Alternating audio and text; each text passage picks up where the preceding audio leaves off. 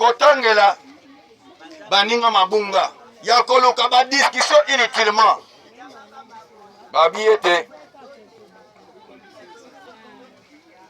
na Rome 14 babi lona buka likolo ya moto asani kondima mekashi kosala ne ba debate il faut ko efetaka molimo ya ba débat e ba pakano balingaka mingi ba débat e ba kuta yo mwana nzambe pe na kati ya ba débat oyo bino bana nzambe boyeba kolendisa boyeba ko renforcer kondima na kati ya bato bazali kondima bobuka pe bolona bobuka ya mabe kati na bango bolona ya malamu me kasi bosala na bango ba discussion te bakuta bapakano na balabala kowela mibali kowela basi bakuta pe mwana nzambe na kwe kowela mobali kowela mwasi eske wapi bokeseni entre mwana nzambe entre mopakano yeba te lokolo koma mwana na nzambe esi ondima yesu lokola mokonzi mobikisi leba ete tiro lo wakati mokila masumo oyo otikala soki mukete kosatashe te kozwa bizeleli ya bapakano oyo ezali koindigne oyo kozangisa bokonzi ya likolo. Et dans Psaume chapitre 1 verset 1 à verset 2 balobi ete heureux l'homme qui ne marche pas sur le conseil des méchants, qui ne s'assoit pas sur les voies des pécheurs et qui ne s'assoit pas avec les compagnons des moqueries. Mais heureux cet homme qui trouve plaisir à la loi de l'Éternel Dieu, qui la médite jour et nuit.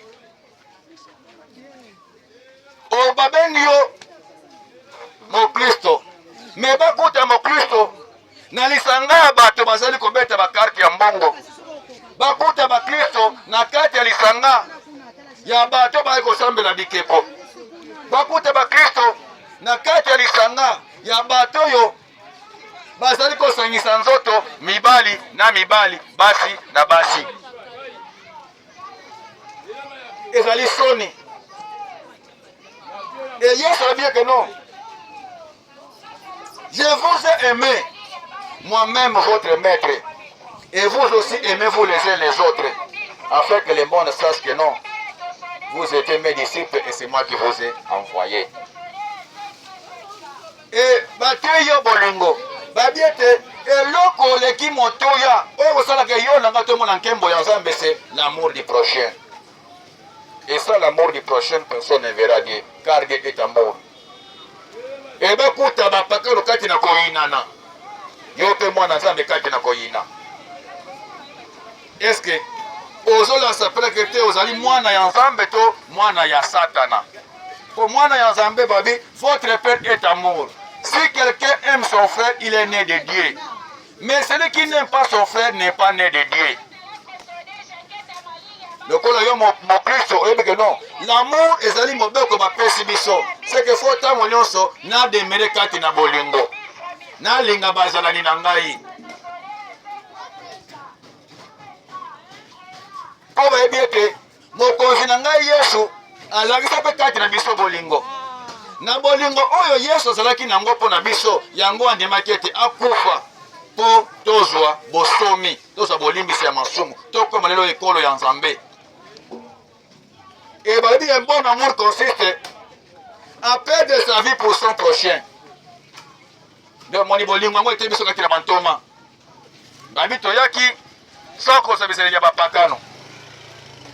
Sauf que c'est là qu'il y a des Yabapakano. Il y a des offrandes, il y a offrande. Mais le cas de Yesu a payé sa vie sur le ballon. Ceux qui vous ont ne souciez pas de ce que vous allez manger et de ce que vous allez revêtir. Soki bapakano bazo se soucier na biloko ya kolia pe ya kolata, yo pe mokristo o se soucier na yango. Est-ce que l'opposition nzoto lata wana Nzambe lata yo eza piste bilamba te? Est-ce que pe manzamba pesio eza piste les aliments? Mais pourquoi ozo soucier po nango? Yo se soucier na makambo ya Nzambe, le reste Nzamba ko pesa yo. 3 Jean chapitre 1 verset 7 à verset 8. Na kombo ya nani yo tambolaka? Ozolaksa ezaleli ya nani? Ozali imitateur ya nani? Qui est-ce que vous imitez? Babiete, bantoma batambolaki soko zo eloko na maboko ya bapakano.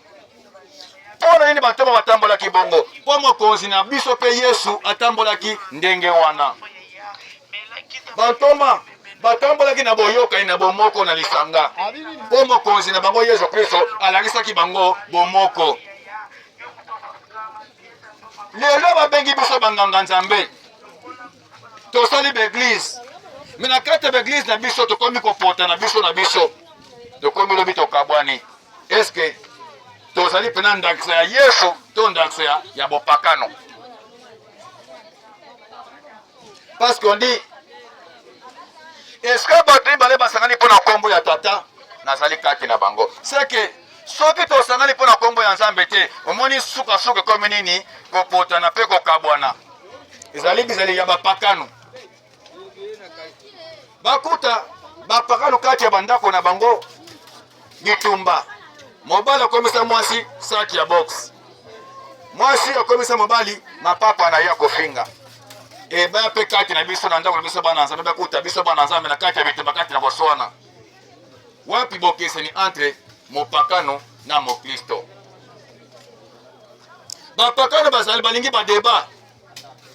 Ate eloko eza ya débat te fo atie lango débat fo aluka biswana.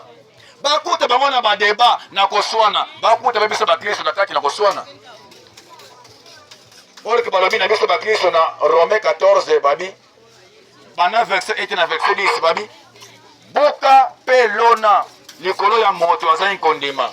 Ne kasi kosala na ye ba débat te. Moto aliaka nyonso amona pamba te moto azopona biloko ya kolia.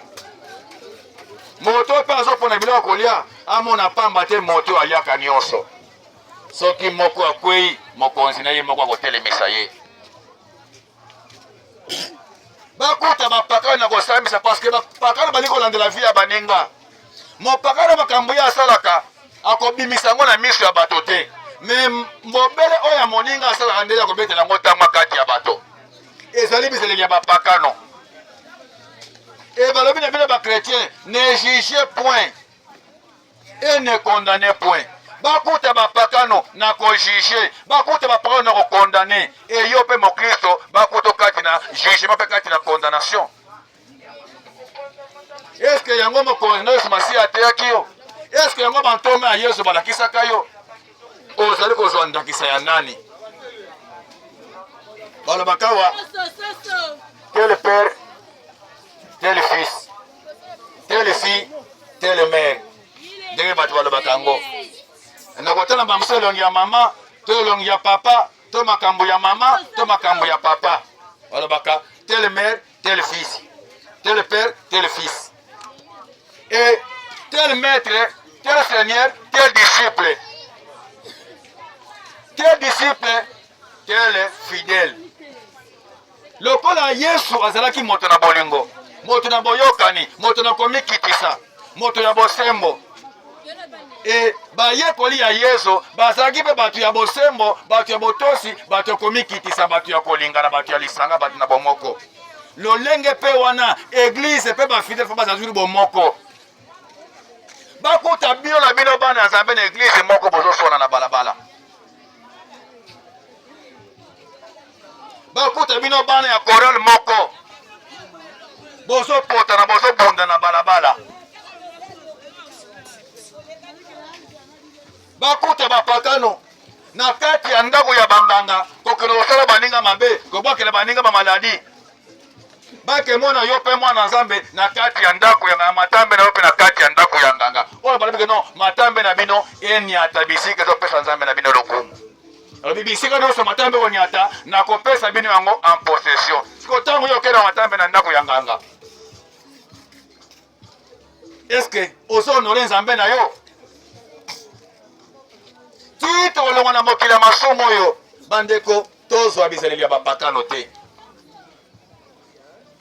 Et si tokoma arraché, tosi tokabwana na kimopakano na masumu, tokabwana na satana, tokabwana makambo nyonso oyo epesaka Nzambe na biso esengo te. Parce que non, si tu crois à ton Seigneur, soki ondimi Yesu lokola mokonzi mobikisi, ozwi libatami ya mai mpe ya Molimo Santu, okomi bomoko na ye, okomi bomoko na Nzambe. Donc oza lisusu moto ya sika, moto ya kala tokomi moto ya sika. E makambo nyonso ozosala mabe ya kala wana esengeli yo tika yango. Mais comment moto azoli batami ya mai akomi bomboko na Yesu mais na kati ya balabala to na bakoye na bawenze alokangisa baninga binemi? Est-ce que yango enseignement Yesu Kristo mokonzi alakisaka yo? Et ozali ngangisa ya nani na kati na mokili ya masumu oyo? Balobi tel père, tel fils, telle fille, telle mère. Alors, tel Seigneur, tel disciple, et tel fidèle, et telle église. Si l'église de Christ est un, et comment vous n'êtes pas un avec lui en communion? Et comment vous d'entre vous n'êtes pas un en communion? Vous avez kaki na kopota na kaki na kobeta na mitu. Et d'office, vous avez oui, vous allez à Jésus Christ. Il vous a dit, allez dans le monde, allez faire aux gens les disciples, n'amenez rien. Mais vous venez avec les chapelets, les mouchoirs, les idoles, les figures, pour nous présenter. Oh, figure, oh, Ezalia, Yandeko, Nabiso Nani, Ntoma Namandeko Nangai, William Mario Branham. Est-ce que Mario William Branham a tellement une photo à Jésus? Pour le takati na bato, tala Yesu ango yeyo. Est-ce que bandeko Nangai, ba Jean, ba Simon Pierre, ba Paul, ba Tambola Rapé, Ndende Yango, et ozo imiter nani? Et c'est pour ça que non, bato nyonso bazali kotambola kati na kienemi esime kulusa mokonzi Kristo bazali komi moni sape na poisa.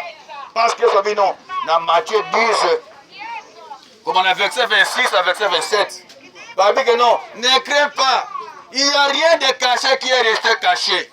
Il n'y a rien de secret n'est resté secret. Donc moni ba monani kati na poisa. Que no ba oyo ba serva kanzambe na bomo ite ba serva kanzambe na kufa do moni kati na bango ko potana ko swana pe ko kabwana. Mais soki na zongi na Actes des Apôtres chapitre 4 nako mona te bantoma oyo nyonso bango bazala kozwa ezaki mpona bango nyonso na lisanga. Mais oyo bino bozali kozwa lelo oyo ekomi effort perso. Bon, ça peut vous dépasser dans quatre églises. Moi, je ne sais pas, bon, servir Nzambe en commun encore. Moi, je ne sais pas, na moko. Parce que non, na Galate 6:6, et Sengeli, o kanisa moto ate yo sango malamu, ate na kopo na mai. E banganga Nzambe mingi, bakomi komika bona pona likambo ya kopo ya mai wana. Alingi tango nyonso na kati église ye ateya kakaka pote bapesa ye mbongo ya offrande. Omoni mpona wela offrande bakomi komi pote na suka bakomi kokabwana. En bref, bakomi basali ya maman.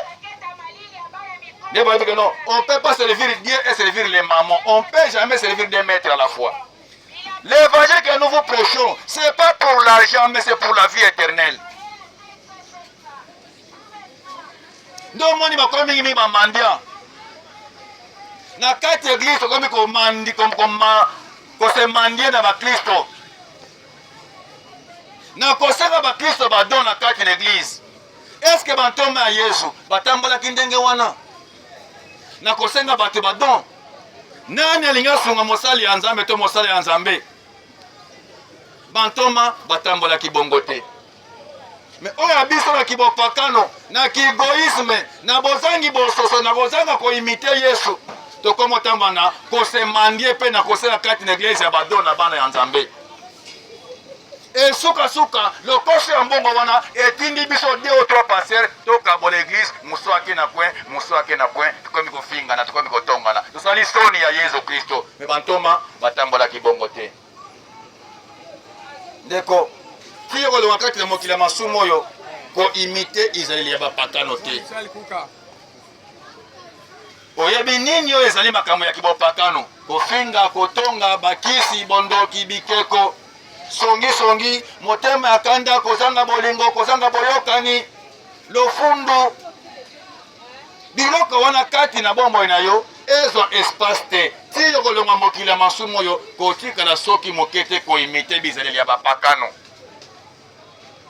Po soki okomi na Israeli ya bapakano ekotia yo zala éloigné na Nzambe. Nzambe akose éloigné na bomoi na yo. Mais soki toliki ntango nyonso Dieu demeure avec nous. Tozala ba imitateur ya Yesu Kristo. Totambola ndenge bantoma Yesu batambolaki. Paul alobi ete soyez nos imitateurs car nous-mêmes les apôtres nous avons imité notre Seigneur.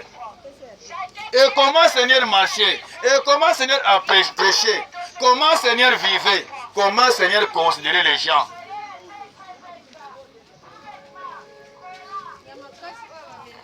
De moni bantoma tango nyonso bazaki na kolanda kaka ndakisa ya Yesu. Omoni ezalaka malamu soki ozali kotambola na bizali to na lolenge moko ya malamu okomi exemple à suivre. Po toyebi ete bapakano mingi na mokili masumu oyo les païens baimitaka mingi makambo ya mabe. Omoni moto oyo ayebi makambo ya Nzambe te na nimeli Yesu Kristo te, ye makambo ya mabe nde agravaka makasi ende apuyaka. Makambo ya buzoba nde ye apuyaka. Me makambo ya malamu, makambo ya solo ye akocontredire yango epamba te balobi na mokanda na proverbe ke non okoloba na matoi ya zoba te parce que zoba ameseni kokakola makambo ya malamu. Eyebake no yo mopakano tango komi kofona na bakristo yebake no suka yo mokristo mopakano wana akobanda kocontredire makambo nyonso yo koloba. Parce que les païens, ils sont contre la vérité. Mon pakano andimaka bosolote, alingaka makambo ya bosolote, mon pakano andimaka lokuta. Parce que bazali bana ya lokuta, bana ya satana. Papa bango moto na lokuta. Ba pakano balinga kimia te. Place mon pakano azali alinga sala makele, sala botomboki, sala parce que tata na bango satana nde motomboki ya liboso. Oya tomboka na lola pe aboka mana mabele. Et place kote na mabele, acha pe des ordres na kati ya bomo ya bato Nzambe akalaki mpona lokumu na ye. Eti yo kolonga na mokili masumu oyo kozala moto na mobulu te atanke mokristo. Kozala moto na lofundu te atanke mokristo. Wala moto na songi te atanke mokristo. Kozala moluli te pamba te babila bino tine convoitera pa. Bakuta bapaka na koconvoite.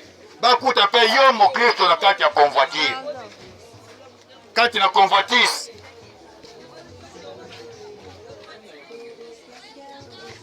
Soni nini wana ozali kosala? Etango moto akomi mokristo akomi kozongela bizaleli na ye akala wana azala tikaka babiete azali kozongisa Kristo Yesu na ekulusu. Donc to pe akomi lokola mbwa oyo asanzaki bisanza na nsima azongeli bisanza oyo asanzaki abandi lisusu kolia yango. Soki moto si obongwanaki si osanzaki makanisi si olongwaki na molongo ya makambo azalaki longona balongoli personne bokomiso place mosusu. Alors continuer ko persévérer pe ko continuer na bonne vie ya sika oyo bakomisi yo atake kelamu ya sika. Kolinga te ozongela lisusu bizaleli ya kala enoki te condition na yo ekoma plus pire que la première. Il faut que ça le coupe à mon cousin Nabiso Yesu. Il faut que ça le paye fier ya bantoma autre parce que aujourd'hui l'exemple à suivre ce sont les apôtres. Car Christ a laissé à nous un modèle, c'est l'apostolat. Est-ce que l'apostolat vous enseigne les disputes? L'apostolat vous enseigne les divisions? L'apostolat vous enseigne la haine? Non, l'apostolat enseigne l'amour fraternel, la communion avec Dieu et par son Fils Jésus-Christ. La communion avec le Saint-Esprit. L'humiliation. L'apostolat n'enseigne pas l'orgueil, car les apôtres n'étaient pas orgueilleux. Basaki bato komi kitisa. Lelo moni moto atonye beso komi dans mon église, dans mon église, dans mon église.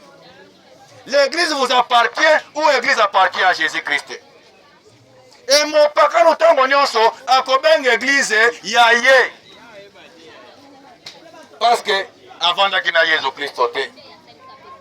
Parce que dans yamba Yesu Kristo te, soki eba que non, Yesu ne mokonzi Eglise akoki jamais kobenga Eglise ya ye. Alors ba Eglise abatu ya Yesu, Eglise abatu ya Nzambe. Bakuta ba parole kati na kowelela.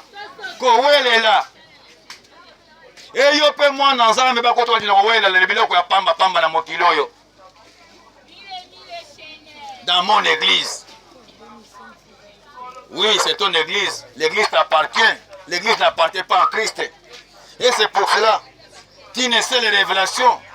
C'est pour ça que tu ne sais la délivrance, à découvrir les choses qui sont cachées. Parce que l'église t'appartient. Si l'église appartenait à Christ, Christ allait demeurer éternellement avec vous. Et comme l'église vous appartient, Dieu vous allez kokabwana.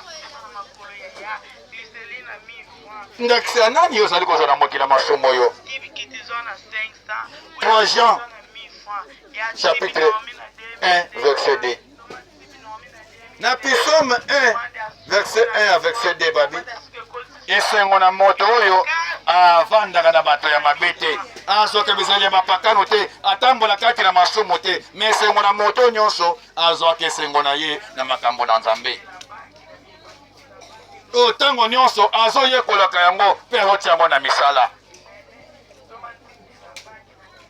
Ole yo mokristo ozwa ntango ya komekola makambo ya Nzambe, yo mokristo ozwi su ntango ya komekola makambo ya bopakano oyo boyaka otikaka.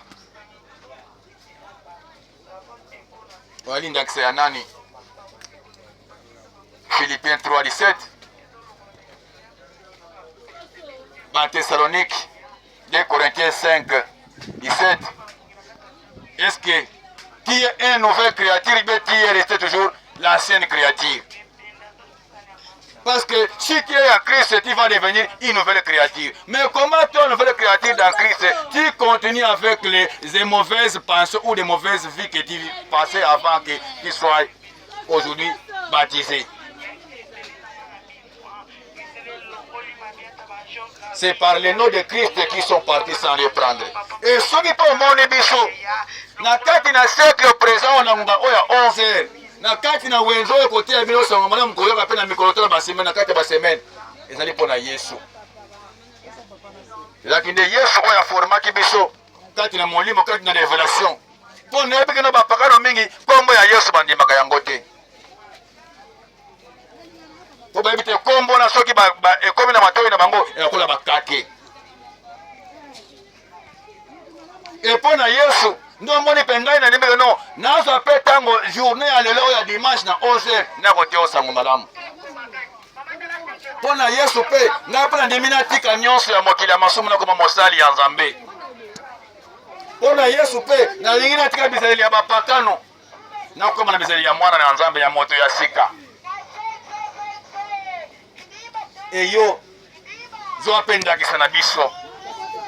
Zo apelo lenge na biso. Yo pe kolingata kati ya mokili ya masumu oyo okufa na ezeli ya bapakano. Bantoma ti balonga na mokili ya masumu oyo batikalaki soki moke te koimite bizeli ya bapakano. Bango toke bazalaki exemple ya mokonzi na bango Yesu Kristo. Elolenge wana pe ngai na yo na siècle oyo tozali tozala pe na exemple te bandakisa ya Yesu Kristo. Merci ma sœur, que Dieu te bénisse.